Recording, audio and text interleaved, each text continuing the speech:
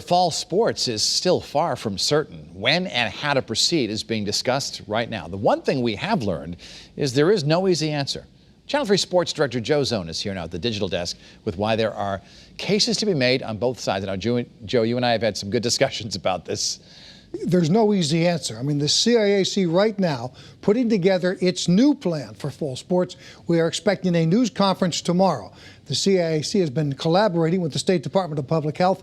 That's an effort to come up with a safe rollout of fall sports. Like all the guys were saying, it's not just a sport for us.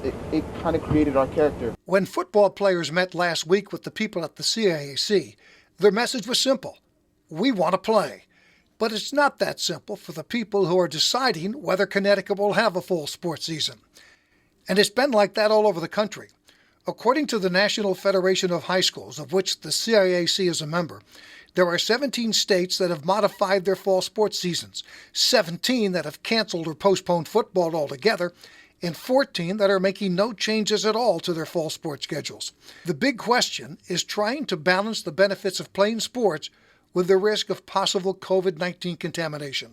And if adding interscholastic sports to the mix there is going to cause a problem, then we ought to eliminate that, because the other part is the most important. Dr. KARISSA NIEHOFF, the former head of the CIAC and now the executive director of the National Federation, says there is compelling evidence to get kids back on the field.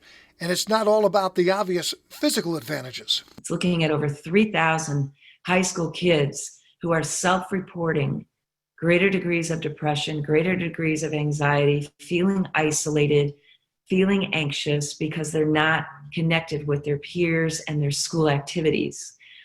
We need to pay attention to those things. Kids want to play. Coaches want to coach. Parents want to cheer. The CIAC and the Department of Public Health just want to get it right. Tomorrow's anticipated news conference should clarify how high schools can proceed. Practice is scheduled to begin Saturday. Live at the digital desk, Joe Zone, Channel 3 Eyewitness News.